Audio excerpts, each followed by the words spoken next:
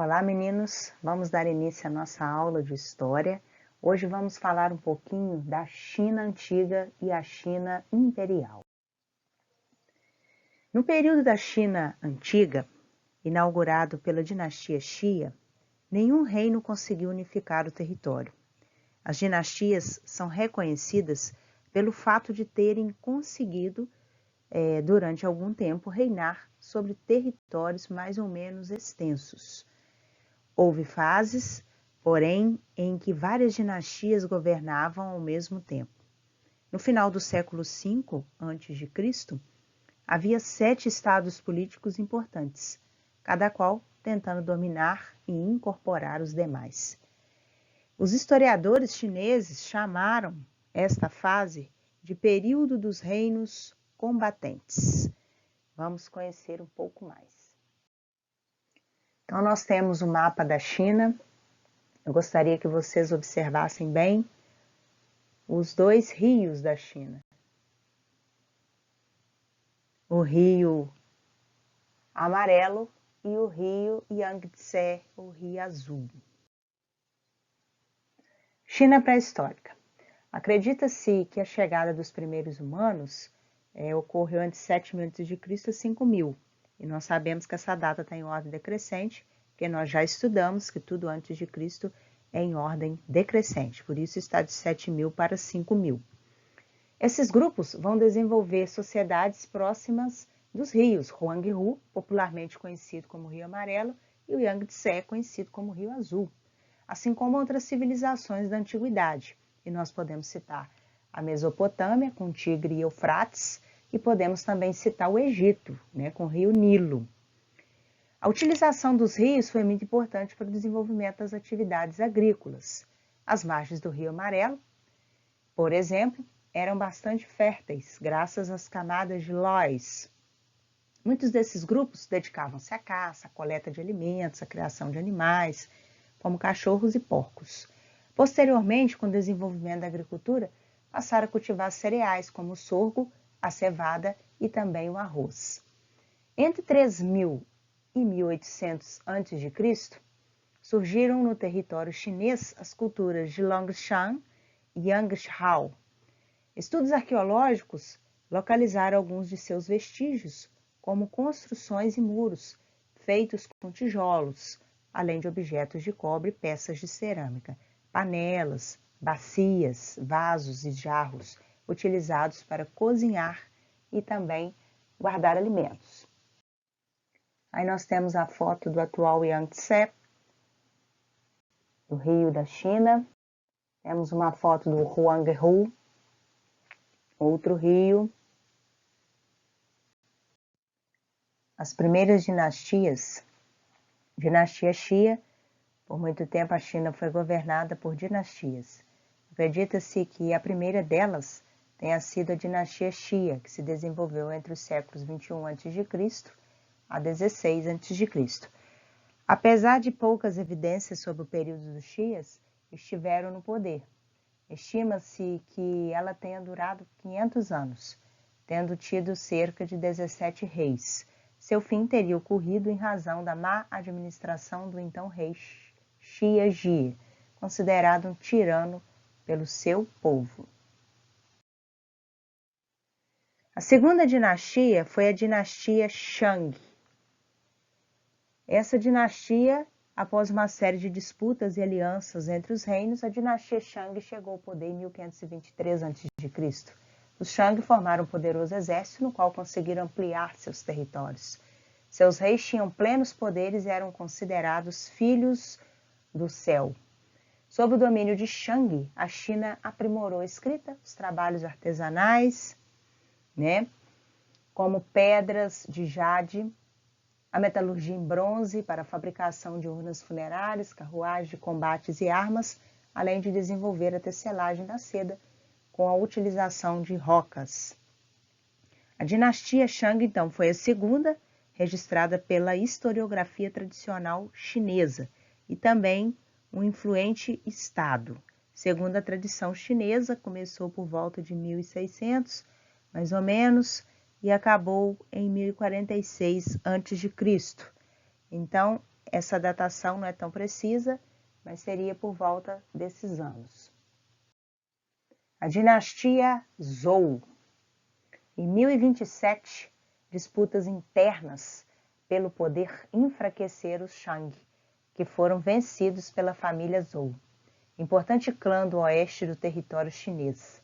Para conquistar novos territórios, os Zhou estabeleciam alianças militares com poderosas famílias de nobres que habitavam as regiões do interior, em troca de armas e soldados para o exército. A dinastia Zhou oferecia-lhes parte das terras conquistadas.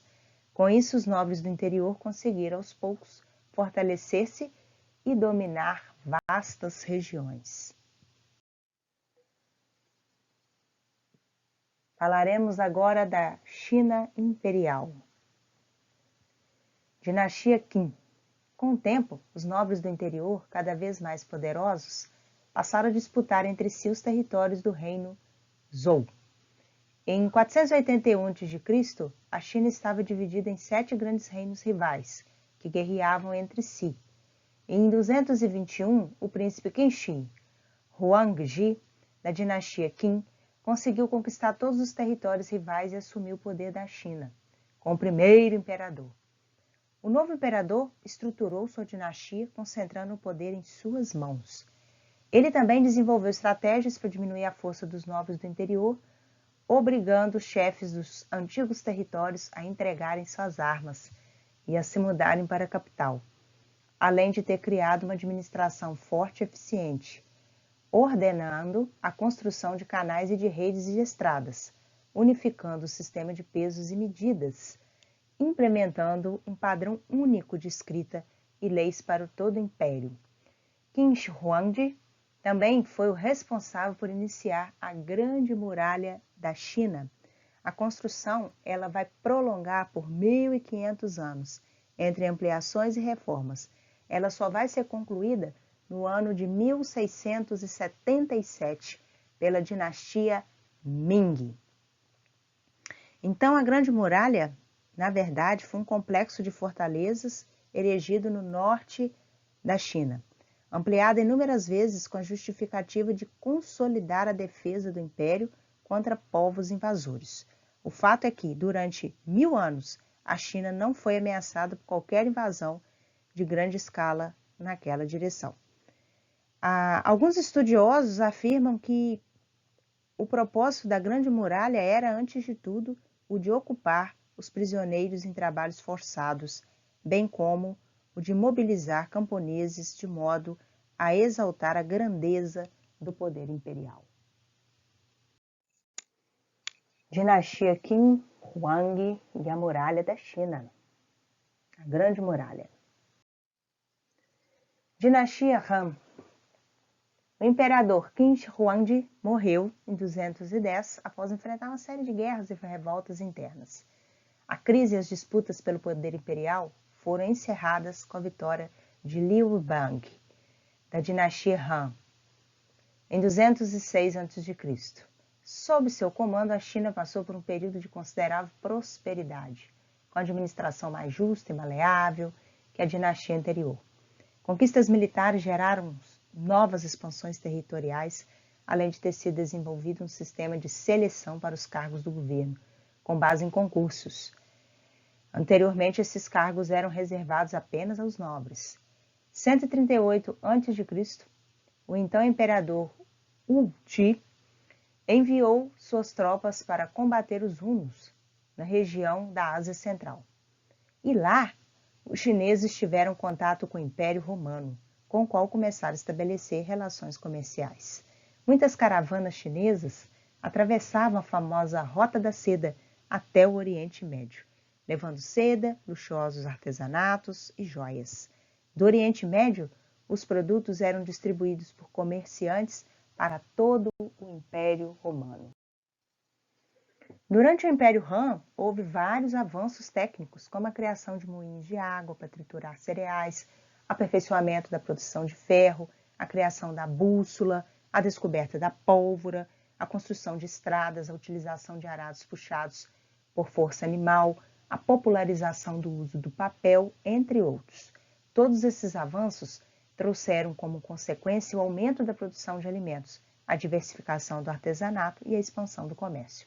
A dinastia Han entrou em decadência em 220 d.C., quando o governo foi enfraquecido por uma série de revoltas e pressões exercidas por grandes famílias da nobreza. A partir de então, houve a divisão do império em 3 grandes reinos, Hu, Shu e Wei. Religião.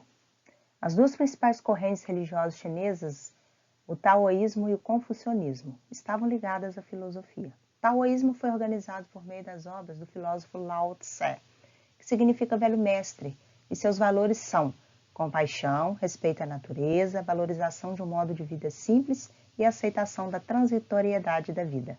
O taoísmo crê na concepção de que o universo é controlado por 2 forças opostas e complementares, o yin, que simboliza a passividade, a noite, o frio e o feminino, e o yang, que simboliza a atividade, o dia, o calor e o masculino, que formaria uma unidade equilibrada conhecida como Tao, que pode ser traduzido como caminho. Os ensinamentos de Lao Tse atraíram muitos camponeses e trabalhadores na China. Já o confucionismo origina-se das ideias do filósofo Confúcio, e seus valores são humanidade, Ren, senso de justiça Yi, ritual Li, conhecimento Zi e integridade Xin, aliados ao respeito, à tolerância e ao culto aos antepassados. Segundo Confúcio, esses princípios deveriam ser colocados em prática para o aprimoramento dos indivíduos e, consequentemente, de toda a sociedade. Cada pessoa teria seu lugar no mundo, desde que respeitasse seus superiores. Por exemplo, os filhos devem obedecer aos pais, os jovens devem obedecer aos idosos, os servos devem obedecer aos senhores e todos devem obedecer ao imperador. A estrutura familiar deveria ser preservada por meio da obediência, dos cuidados mútuos, da união e da tradição. Sociedade antiga imperial estava socialmente organizada por uma hierarquia rígida. Vamos conhecer como é que era essa hierarquia. A sociedade da China imperial estava organizada por meio de uma hierarquia rígida. Acima de todos estava o imperador. E abaixo dele estavam os nobres, em geral, grandes proprietários de terras, que tinham à sua disposição grupos armados. Das famílias nobres saíam os altos funcionários imperiais, como os coletores de impostos, os chefes de polícia e os mandarins. Compondo as camadas intermediárias estavam os artesãos, os funcionários públicos e os comerciantes. Na base da sociedade chinesa estavam os camponeses, que cultivavam as terras das famílias nobres em troca de parte das colheitas. Os camponeses também podiam ser convocados para trabalhos em grandes obras públicas, como a construção de muralhas, canais de irrigação e estradas, assim como também para integrar o exército nas guerras.